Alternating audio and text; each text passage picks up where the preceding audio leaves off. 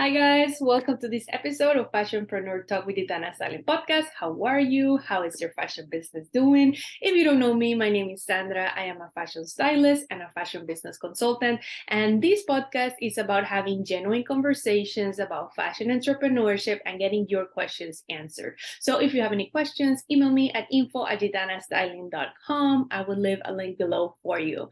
Now, I always invite you to hang out with me and other amazing fashion entrepreneurs inside our free Facebook group, the Fashion Entrepreneur Club Hangout. In there, I host events, we share resources, we answer questions, okay? I also invite you to check out our Etsy shop for planners and workbooks for your fashion business. We also have the Planner Club, which is our online subscription where every month we focus on a different topic with a particular planner and get organized in our fashion business. And if you're looking for something more intense, perhaps join our online program, the Fashion Business Online Incubator, where you work with me for 10 weeks. We work on your brand, so you learn how to market it properly, okay?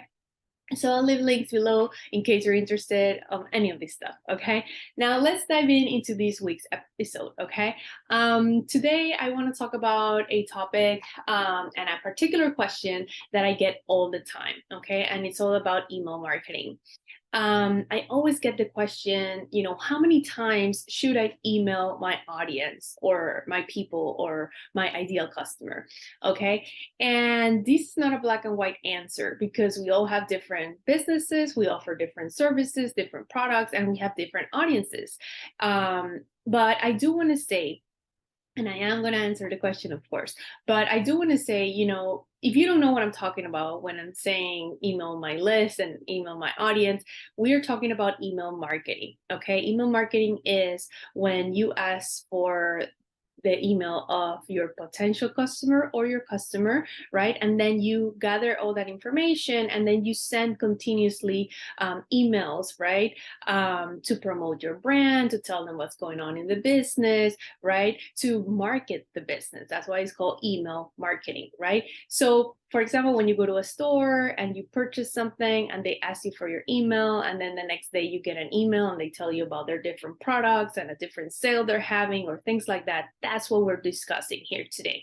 So I think that email marketing is one of the top most effective strategies out there to nurture a relationship with your customer or potential customer and to be top of mind and market the business, right? Now, that if it's done correctly, right?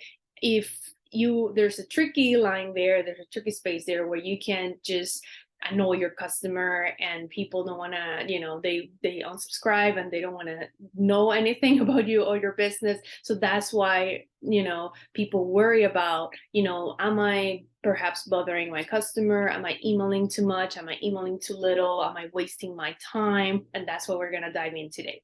So I'm going to share with you 5 different things that I think you should consider when answering this question of how many times should I email my list. The first thing I want you to think about is, put yourself in the shoes of your customer. Okay, because like I said, we all have different kind of customers, different services, different products, right? So it's not a black and white answer. So think about your customer, think about, are they busy? Do they have a lot of time off? Do they have time to read emails? Do they even read emails? Do they like to consume video, or they want to read things? So let me give you examples. So let's say your brand is all about the sustainability movement and you are talking all the time on social media about fair pay and the fabrics that you're using, that they're good for the environment and things like that. And the audience that you attract are people who are more educated, who want to participate in this movement, who want to collaborate, who want to give back, they want to protect the planet, like all these kinds of things. These people perhaps are more intellectual and they don't mind reading a lot of information or watching videos that are very deep, that give a lot of statistics and a lot of news and data and things like that. So perhaps those people, they are expecting you to email them consistently about what's going on with the movement, right? So they're not going to get bothered if you email them, let's say once a week, with the latest thing that happened in this topic, right? So you have to think about that. Perhaps your customer is nothing like that, and it's all about, the latest trend, and I just want to know what's on sale, right? Like you see big brands out there, like let's say H&M, or Forever 21, or brands like that cater to a younger audience, and they email daily, really, and they tell them about the new clothing that came in and the sale they're having that day and the promotion that they're offering that day. And those people, their customer, they don't unsubscribe because that's what they expect, that's what they want. They really want to know what is the latest thing that came to the store and what is the deal of the day, so they can save money in whatever they're going to purchase. So there's two different products and services and two different kind of audiences. So think about them, think about the customer, think about how often would they want to read your emails, what kind of information would they expect from you, because that's going to give you a lot of insight into this, right? The second thing I would say is check out what's the standard in the industry. Do a little bit of research. Perhaps go and see other brands that you consider your competitors and see what they're doing, okay? Maybe you can sign up to their list and see how often they email people, right? Not to copy them, but just to know what's going on in the industry, right? Like what's the standard? What do people expect, right? And also at the same time, think about the subscriptions, right, that you already enjoy, the brands that you actually sign up for because you like them and you enjoy them, and you look forward to reading their emails and see how often they email you and what kind of content they share with you. Because if you gave them your email and you actually look forward to the emails and you rate them, they're doing something right. I'm not talking about those emails that you get that you immediately erase or that you unsubscribe. I'm talking about the brands that you really like and that you actually take the time to read their emails. Check out what they're doing. Check out, how often they're emailing you, because that's going to give you also a lot of information. Okay. The next thing I would say is what works for you. Okay. Because that's another element that is very important. You have to be realistic about this. Do you have time?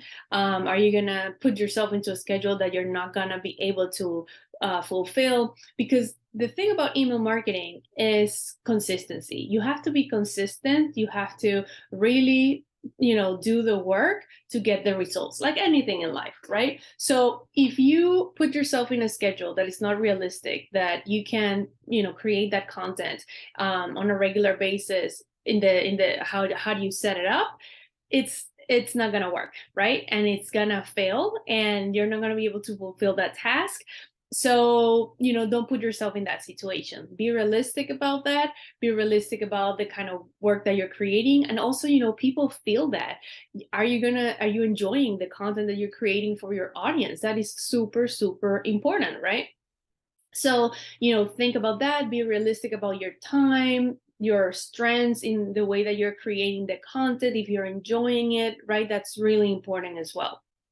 And the fourth thing I would consider is testing. Okay, the best way to get a result and to get a black and white answer is to test things. Like, let's say you already put yourself in your customer's shoes and thought, okay, my customer is really busy. They're not going to be checking emails every day. Perhaps once a week or twice a week is the best thing for them. Maybe I can email them on Monday, and then on Friday, let's say, so hypothetical, right? Then you did a little research and you saw that other brands that are similar to yours are doing once or twice a week as well. Then you realize that the brands that you really like, this is the kind of thing that they're doing, and you think that resonates with what you can create for your audience, and you come up with your own thing, right? Like, you already went through all these different things. Okay, you already thought about your schedule. Can I commit to once or twice? Let's test it. Okay, put it together, you're right, plan it out and test it. Do it for a month, let's say, and then gather results, gather data, and see if it works, right? That's the fourth thing. This is the most important part. Okay, and then the fifth thing, the last thing I would recommend, is to make a commitment. Okay, whatever you end up finding out, right? Make a commitment that you're gonna do it, right? Whether if it's once a week, if it's every day, if it's once a month, whatever it is, and whatever it's gonna work out for you, commit yourself to doing it, because like I said, if you don't do it consistently, you're not gonna get results. Okay, whether they're positive or negative, or you're not gonna be able to gather the data to figure out what really works for your business. Okay, so I hope that this helps answer this question. Of course, if I would talk to you in person and you tell me about your business specifically, then I can give you more insights. So for that, I invite you to join the Facebook group and share, who you are, what's your business, or perhaps here below in the comments so I can give you more info. But I will get started with these 5 steps, because you're definitely gonna get, a more accurate answer out of that. Now, the other thing is you can also join the incubator, the Fashion Business Online Incubator, because there's a week that we focus on email marketing particularly, and in there I can help you more on a personal level. Okay, so I hope that this was helpful. Thank you so much for joining me today. Let me know again if you have any questions, and I will see you guys in our next episode. Okay, bye guys.